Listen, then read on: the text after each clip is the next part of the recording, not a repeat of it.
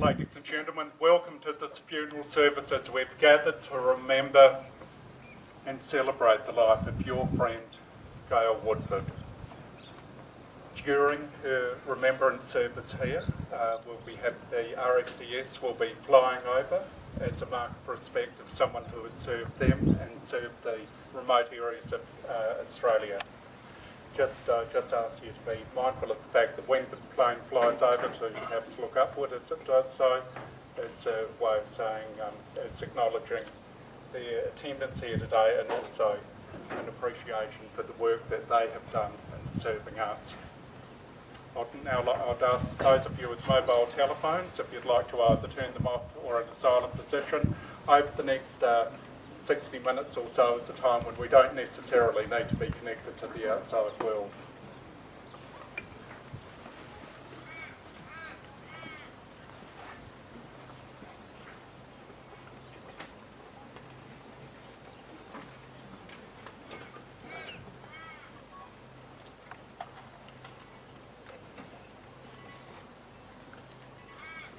On behalf of Keith Woodford and the family, thank you for coming today and supporting them in their time of loss.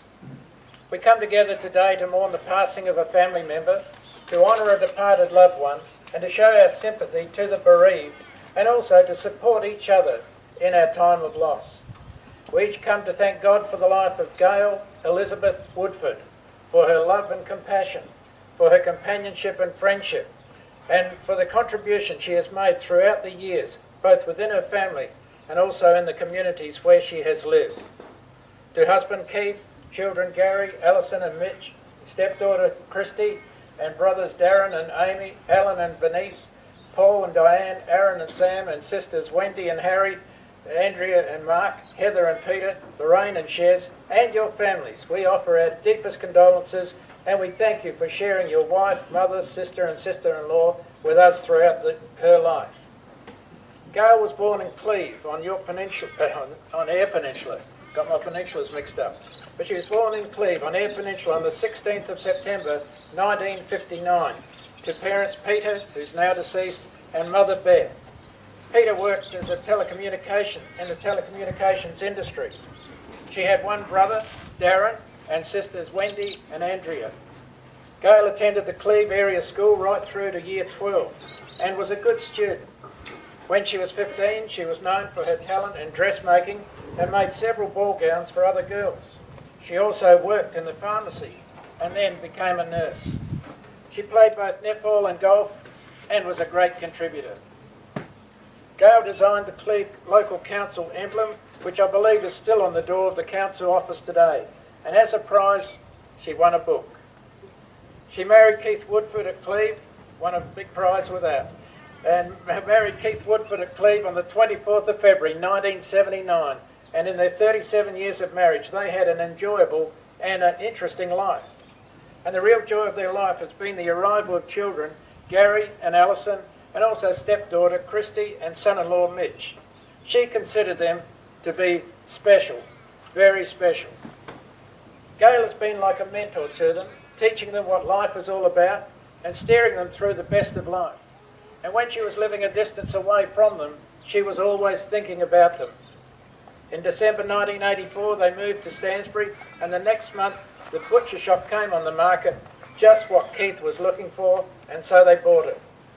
Gayle became a nurse, and between them, they contributed much to the life of our community. Later in life, Gayle found gardening to be relaxing and enjoyable. And when Gayle and Keith moved to Lee Creek, there wasn't even a sign of a garden at their house. But when they left, it was the most beautiful garden. One she must have wanted to take with her. And the same happened when they moved to Freegon. She turned their yard, which was bare, into a beautiful garden, thanks to the underground water supply. She would arrive home from work, get changed into outside work clothes, and she would garden. She said she found it therapeutic spending 1 or 2 hours gardening. Keith didn't quite catch that feeling about gardening. Keith reckoned every time the kids phoned he had to call her in from the garden. Gayle spent a lot of time reading, most about important things, for example, food. She became a diabetes educator and a clinical nurse. She emphasised to people the right and wrong things to eat. She cared about their health. When Gayle was shopping at Freegon, she noticed when some people saw her coming, they would quickly move away from her because they didn't want her to see what they had in their trolley. Now, I'm sure those who are here today from Freegon wouldn't have done that, would you? She had emphasised to those who needed it the good foods to eat for the sake of their health. But when they had other foods in their trolley, the last thing they wanted was for Gayle to see it because they knew they would get another lecture. But she continually did courses and she loved studying and learning new things. She taught herself how to play the piano and could pump out many tunes. Gayle loved making things with her hands, and amongst the best was a wooden fish tank, but she also made toys. Now we're going to hear more about Gayle from family and friends, and Trevor Gill, a close friend of the family, is now going to speak to us.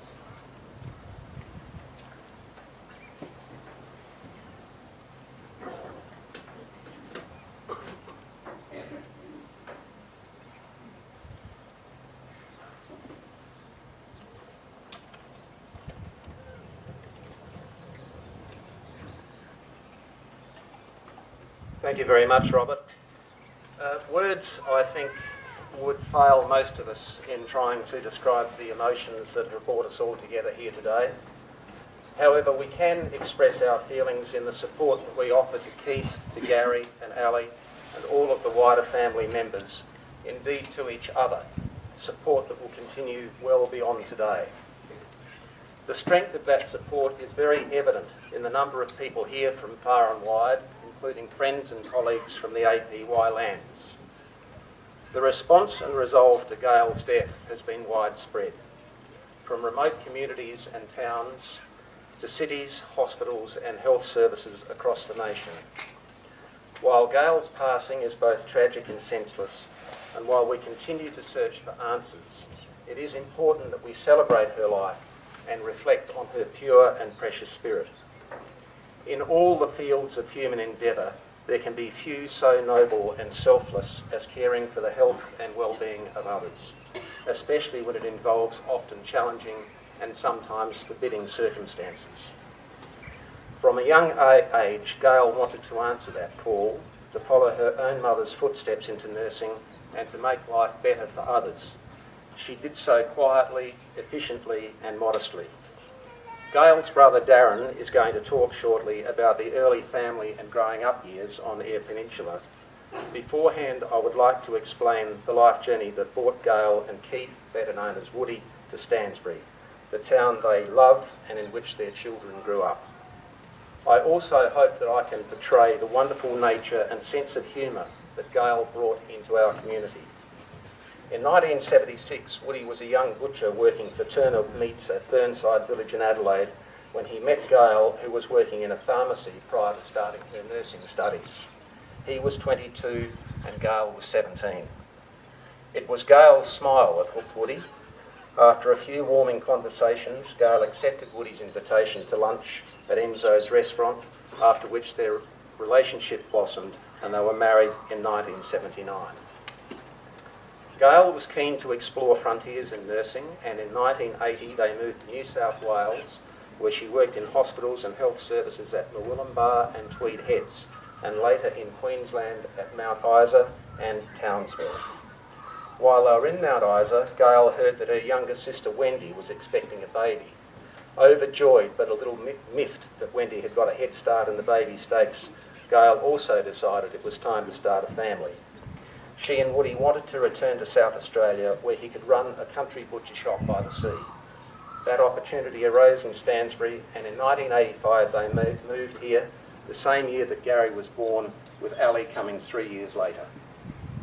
Gayle and Woody immediately became involved in the community, developing many lasting friendships.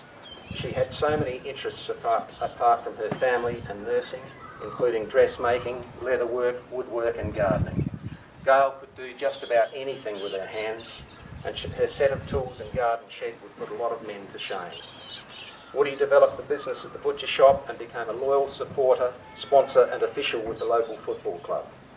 While her nursing duties were mainly at Middleton, Gayle also worked in Kadina, Yorktown and Ardrossan. So many stories abound about Gayle and her little misadventures. For example, hardly a month went by without her having a bingle in her car at the expense of countless gates, fence posts and veranda posts. It got to the point where the local crash repair business erected a sign in the shed that read, "The Woodford Wing." The motoring mishaps continued, and at one stage Gayle even received a letter from a company called Gayle Proof Constructions, advising that there was a personalised discount offer on its solid steel sheds and shock-resistant garage doors, the same sheds and doors selected by the Australian Army Tank Corps. Another letter followed, offering Gayle honorary life membership of the Crash Repairers Association of Australia for her continuing patronage. All of this, of course, was a setup because I happen to know who wrote and posted those letters. With her nursing duties, rushing around with her family and pursuing her gardening and dressmaking interests, Gayle, on the one hand, could be a little forgetful, while on the other having a very sharp memory. For example, she rushed down to the butcher shop one afternoon to pick up a leg of lamb for dinner. While there, Woody gave her a parcel of window cleaning cloth to be washed. Gayle raced home and put the washing on, soon to hear a great racket in the laundry. It was then she realised she'd put the leg of lamb in the washing machine and was about to unpack the cleaning cloth to roast for dinner. Meanwhile, with all the correspondence coming in about her driving abilities, Gayle suspected Des Riley in the local supermarket had a hand in the plot. When he asked Gayle to repair his bowls pants in advance of the country carnival, she called on her abundant sewing skills to stitch up his pockets, which he didn't discover until he tried to put his hand in his pocket on the first day of the carnival. Gayle's sense of humour prevailed in all of this, and we can still hear her spontaneous laughter. For many years, Gayle was interested in remote area nursing, and an opportunity arose for her to work at the Lee Creek Hospital. This led to locum work at Nunapah Health in the APY lands, followed by a full-time position at Freegon, where she and Woody lived in recent years, returning as often as they could to Stansbury for holidays and short breaks. While in Lee Creek, Gayle had more of an administrative role, but she longed to be at the coalface of nursing care, and the posting to Nunapah Health was very fulfilling. She made many friends and loved the open spaces, the warmth of the desert, the beauty of the outback ranges, and she loved her abundant garden. Also at Freegon was a young nursing midwife called Belinda Schultz from Victoria. Belle called Gayle the teacher because she learnt so much from her. Gayle and Woody also lovingly embraced Belle as part of their family, and she sits with the family today. We do continue to search for answers in this tragic episode, but today is not about that. It is to give each other strength and to not lose hope that our world is under the control of a loving purpose. I'd like to read some words that were shared among the people at Freegon at a gathering in loving memory of Gayle, entitled 4 Candles. It is as follows. The first candle represents our grief. The pain of losing you is intense. It reminds us of the depth of our love for you. The second candle represents our courage to confront our sorrow, to comfort each other, to change our lives. This third candle we light in your memory, for the times we laughed, the times we cried, the times we were angry with each other, the silly things you did, the caring and the joy you gave us. This fourth candle we light for our love. We light this candle that your light will always shine. As we continue on without you, we share this day of remembrance with your Nunapah family and APY friends. We cherish the special place in our hearts that will always be reserved for you. We thank you for the gift that your living brought to each of us. We love you, we remember you. As I said earlier, some of Gayle's many friends from the APY lands have made the journey here today, and we welcome you into our community. To Woody, I think we'll just pause to look up as the flying doctor flies over.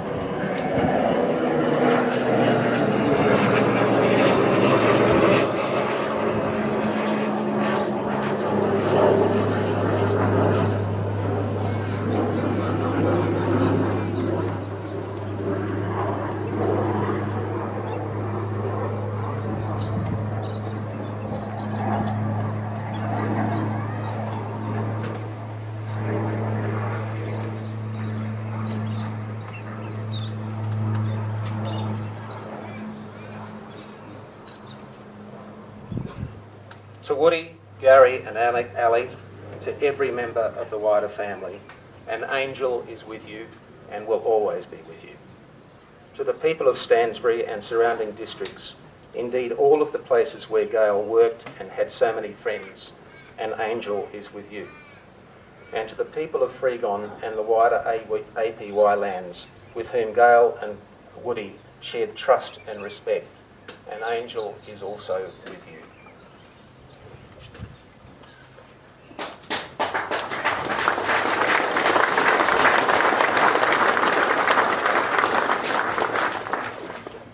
Darren, Gayle's brother, is going to tell his story about his sister.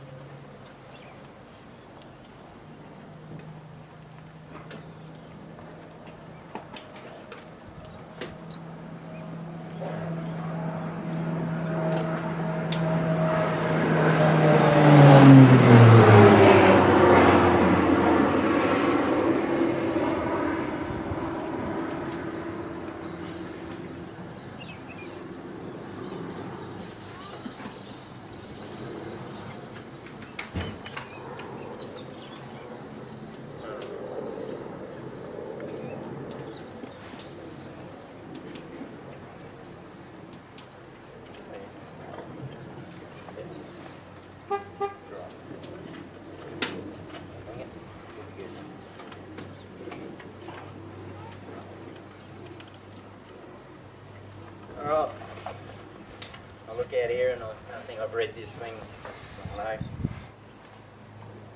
a lot of times. And what you're probably going to witness is the power of my sister. I've read this first line from 8 o'clock last night till sun up this morning. And in the opening lines, our big sister, her cart is missing a wheel. Well, that cart is going to get through one of my greatest challenges that I've ever had in my whole life today, because I am absolutely shit scared of reading in public. I've had dyslexia as a kid that could hardly do anything like this. And today, that cart and that missing wheel, I know is alive right here, and it's going to show you what that power is of our beautiful system. We grew up on the farm at Rudale. It was our home, our playground, our place of so many memories of our younger childhood. Gayle was the creator of so many of them. She was our hero. She was our big sister. She loved her horses, the wide open spaces, the freedom to roam and please. Sometimes it was just to get away from us. You see, we always just wanted to be around her. She was so much fun to be with. She loved our Easter camping trips in the old Valiant. We walked for miles in the hills and creeks of Flinders Ranges with the Mason family, and sat around the campfire eating damper and sultana cake. Now, that sultana cake has never been matched. Sultana cake was made by Bob Mason, and I still remember it today in my mouth. We all wanted to sleep next to her because she'd draw the alphabet on our backs so we'd fall asleep. We sang in the car everywhere we went. She made up great games, and always was focusing, or whatever the hell that is. But, you know, screwing around in a veggie patch looking for something to grow and make into some sort of goulash that either we'd love or would kill us.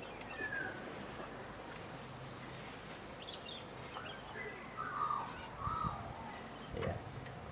Gayle loved to love to know the words of songs. She'd listen to a transistor radio, and wherever her favourite songs come on, she'd run and madly dash to a little notebook and scribe the words down as fast as she could until she had all the words of the song, and then we all could sing along. Gayle was shy, but extremely and very talented. She played the piano, as mentioned before, and did oil paintings that you wouldn't believe, and could draw anything in the world that she wanted. She often drew funny pictures of us in a little caption, and then adding little captions and then turning it into a comic strip.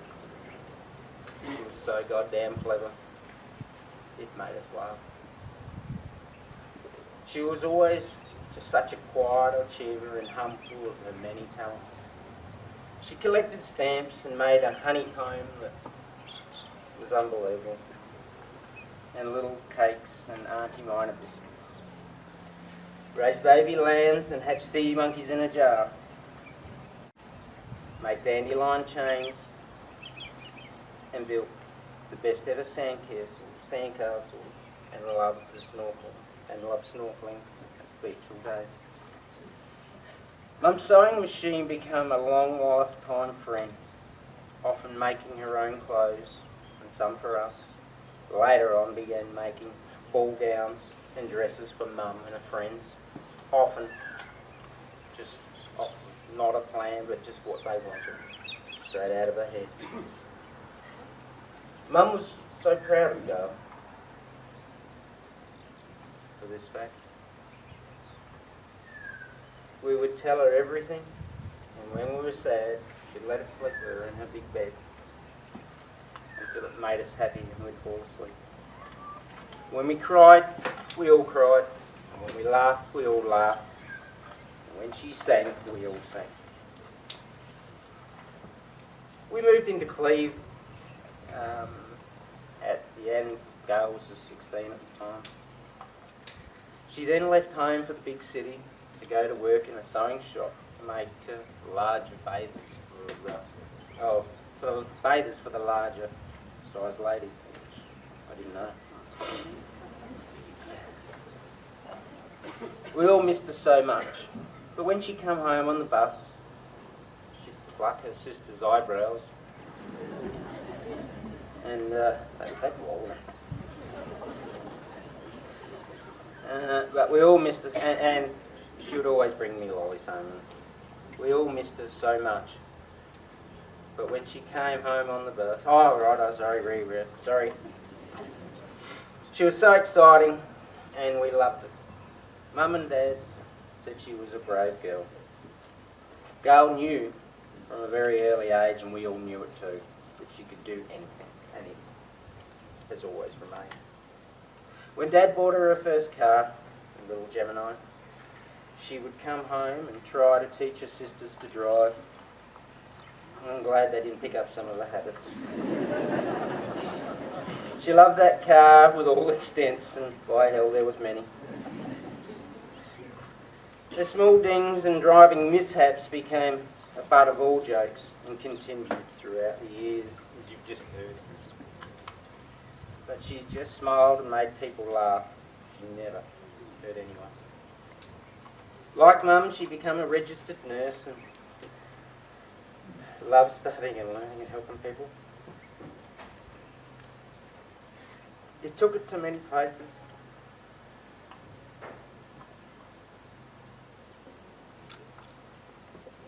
No, it's all good. And she made lifelong friendships wherever she went. We're so proud of her. After she married Keith, they both went on the working holiday, and as previous said, he disappeared from us for a little bit. But it's all just whetted our appetites for all of us to do exactly the same thing. She is Woody's pie, and that, to many of you, will know what that means.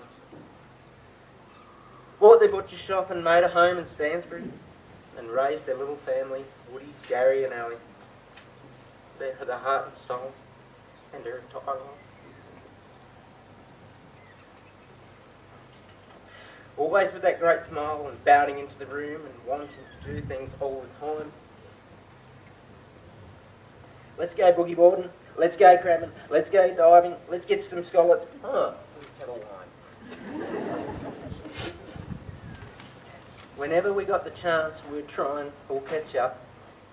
But as we all lived in different places, it was hard sometimes. When we did, there was plenty of wine and plenty of singing and plenty of laughter. We are a close, devoted family that was encouraged by our sister to live life to its fullest and put aside everything and to be happy.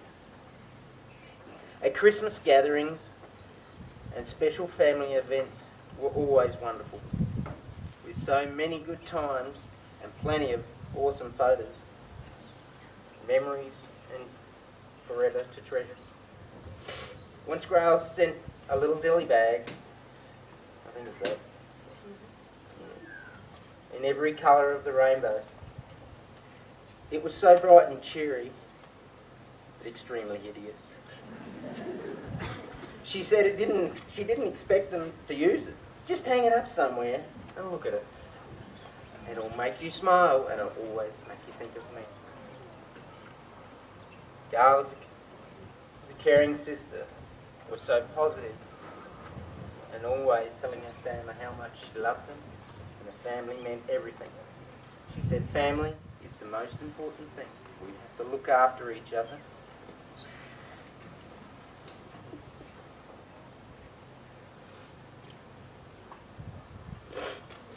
So we can grow old together.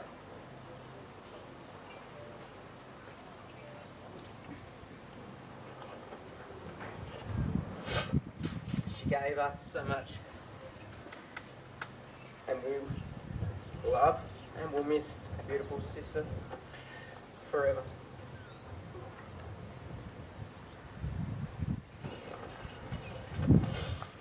That's one of the hardest things I've ever done in my life, reading in public.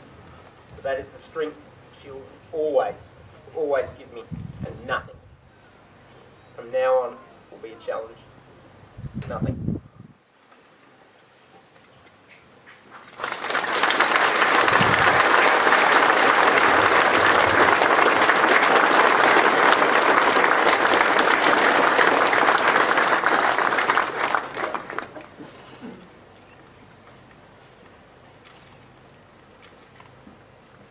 How can we get composed after that? That was tremendous. That was great. Straight from the heart. We're now going to hear from Keith and Gayle's children, Gary and Alison.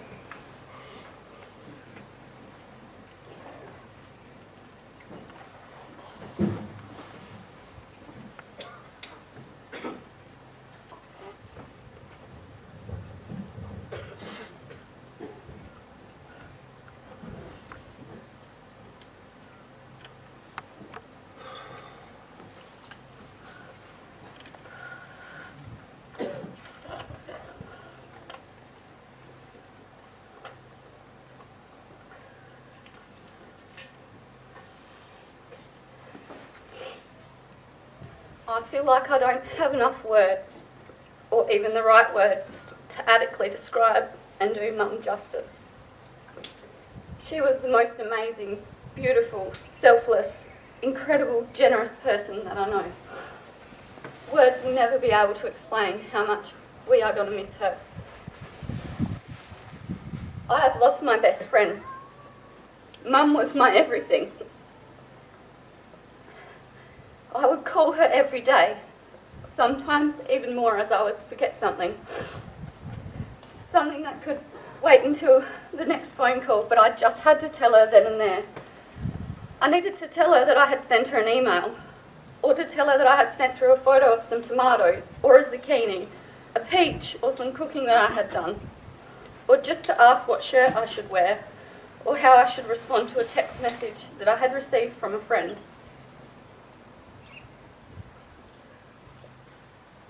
Many times, I had no real reason to call. I had nothing new to tell, but just to hear her voice and her words of wisdom and encouragement. Without fail, our conversations would last a long time. Mum would often worry that having my mobile so close to my head for so long might cause some sort of damage. Don't worry, Mum, I had put you on loudspeaker. I recently told Mum that I was worried about my memory. I felt like I was always forgetting things, She told me to take something starting with G. After some Googling a couple of weeks ago, I found out what it was and I went and bought some. And I still haven't remembered to take it yet.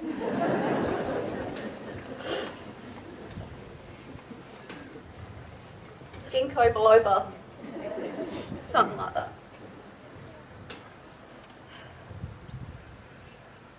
Mum and Gary shared such a special bond. Gary doesn't know this, but Mum and I often talked about him on the phone. She just adored him and was so proud of him. So proud when he bought his house, but secretly I know she was excited to have another garden to help create, design and maintain.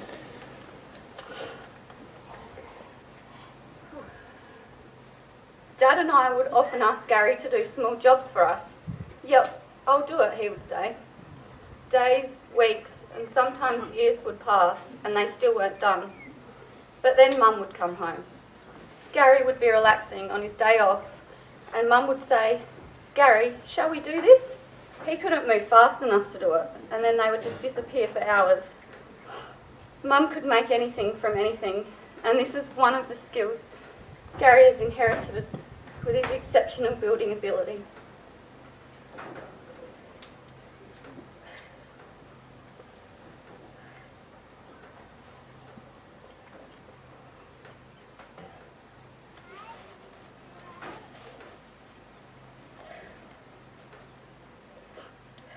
The love that my parents shared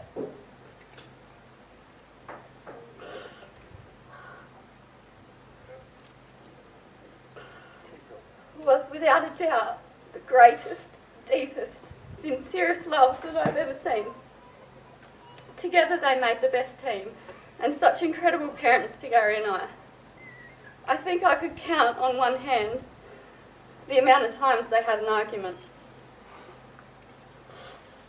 The most recent was when Mum pulled up Dad's cherry tomato plant because she thought it wasn't producing well enough anymore. We still laugh about it today. Mum was forever planning, searching and coming up with ideas about where and what they could do next. The amount that they had already done is so much more than many. If she wanted to go and explore the hot springs of the Northern Territory, Dad would agree and take her there. Mum didn't do much of the driving in recent times, Dad did.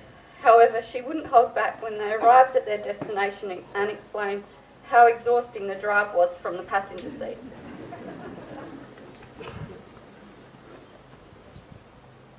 Mum will always be embedded in Dad, and that is something that we will always be able to treasure.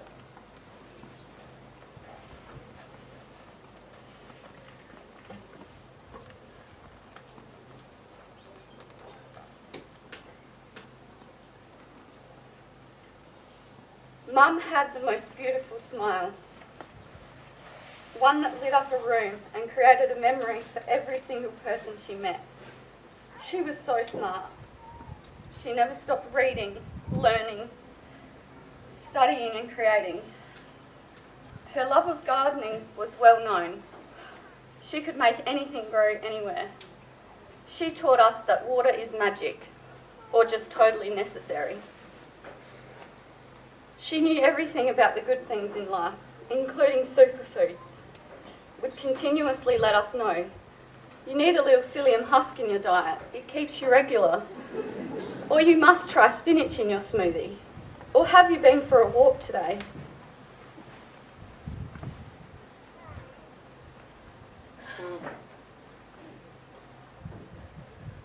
She was the most loving, caring, devoted mother and husband, and always wanted the best for us.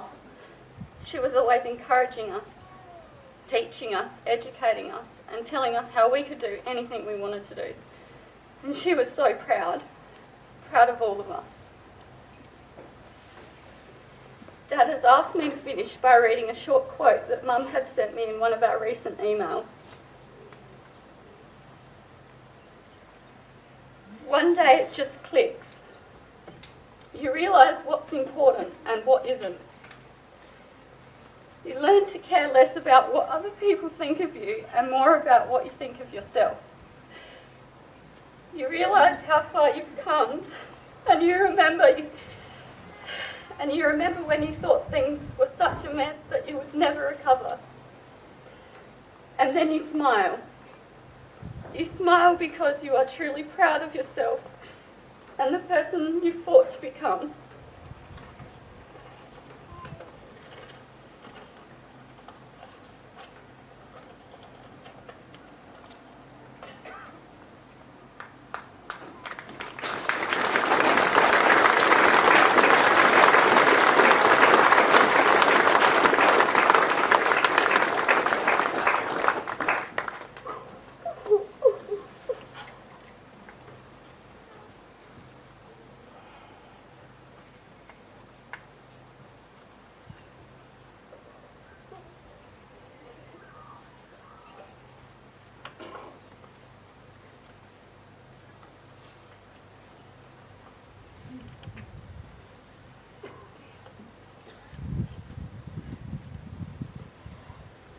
That was excellent, wasn't it? For today we've heard the story of a great person who, in her way, has had an impact on so many lives and in the communities where she has lived. And she's still having an impact. Persons who are doing similar work to Gayle's are now insisting change. And somehow the changes need to happen urgently, because we read in our advertiser yesterday that another nurse, aged 54, who was responding alone to a call out in remote Northern Territory, 400 kilometres southwest of Darwin, was assaulted by a 35-year-old man. And today there's a report in our paper of another incident, where previously they had trusted the goodness of people and felt safe alone when providing a service for the community. Now there's a feeling of insecurity. And governments are looking at legislation to provide extra safety, and they need to come up with something very, very soon. Many years ago in our little town here of Stansbury, we had a policeman who never attended a case at night without another person with him. And he would pick up a young man, take him with him. When they got near to the problem area, he would put an old police cap on the person's head and told him, stay in the car and don't get out. It worked, it was effective. Today, with more police in the area, they are able to call on backup, and we appreciate that that service is available. Gayle always did what she believed was right. She had a caring heart. She trusted people. I don't know whether she would have ever considered her love of her job as a risk. Her love for the persons in need came first and made her a great person and a great nurse. We've lost a very special person, and she's already being missed in our community where she worked. And we were all privileged to know her. Today, we thank God for the life of Gayle Woodford. Let us close with prayer. We thank you, God, for the life of Gayle Woodford and the impact that she has had on the communities where she has lived. We are grateful for the qualities she had in her life and her willingness to use those qualities for the benefit of others. We pray that you will bring peace and strength to her family in the days ahead. And today we remember the nurse who was recently attacked in the Northern Territory. Bring strength and healing to her in every way. For we pray this in Jesus' name. Amen.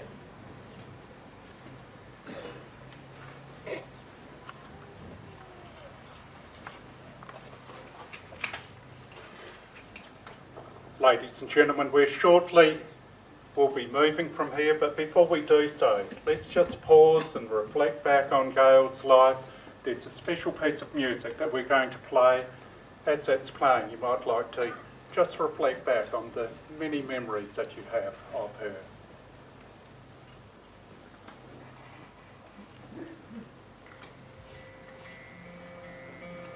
I was only walking through your neighborhood, saw you out on honey in the cold. I stood anywhere I go, there you are.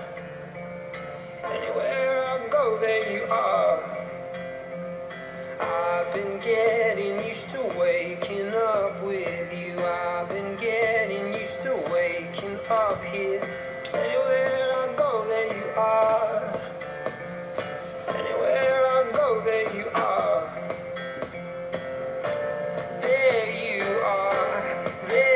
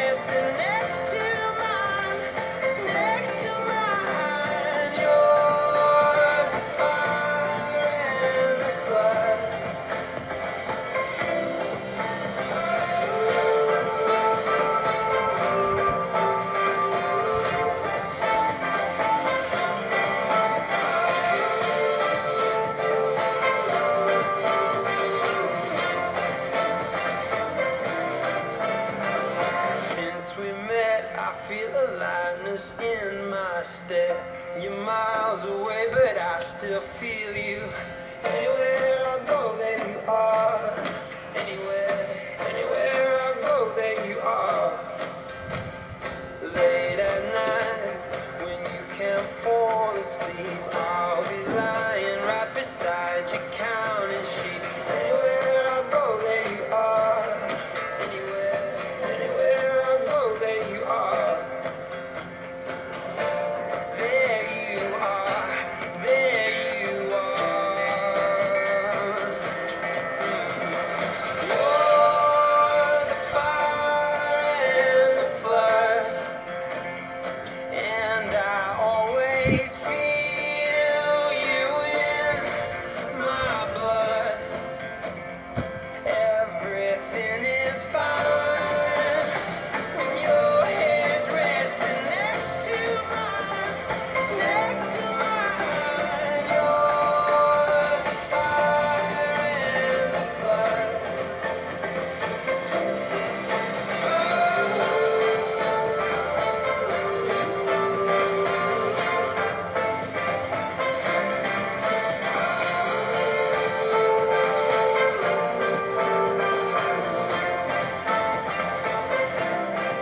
Now listen here, she said, boy, when you know, and I know.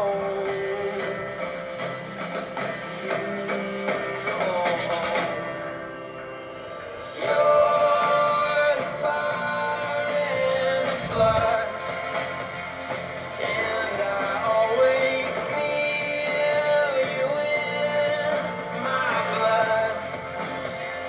Everything is fine when your head resting next to mine, next to mine.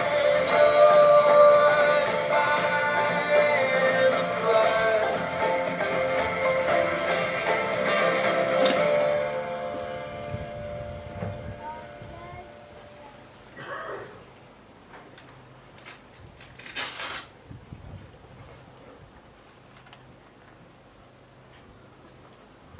Ladies and gentlemen, we'll shortly be moving from here. We'll be carrying Gayle's coffin to our hearse and then proceeding in cortege round towards St Vincent Street, past the hotel, around the waterfront, and coming back up past the family home, and then finally heading along Woodford Road to the cemetery. You may wish to follow us. If you wish, we'll be leading out through the bottom gate, and please feel free to do that. Or for those of you who are inclined, it's actually, you may be quicker for you to walk straight down Troopage Road here, straight down to the cemetery. Gayle's being interred in the top section of the cemetery, so when you arrive there, please feel free to walk right up to the top section, and that's where we'll be meeting up there. When we arrive, I'll ask those who are in the medical profession, whether you be nurses, administration, doctors, or whatever medical role you've played, and with working alongside Gayle, you may wish to form up in a guard of honour. I'll be reminding you down there to do that as well. And following our time at the cemetery, we'll be all meeting back here, a time when we can share and have refreshments and tell our stories of your friend. I ask now that you please be upstanding as we move from here, and for the bearers to come forward.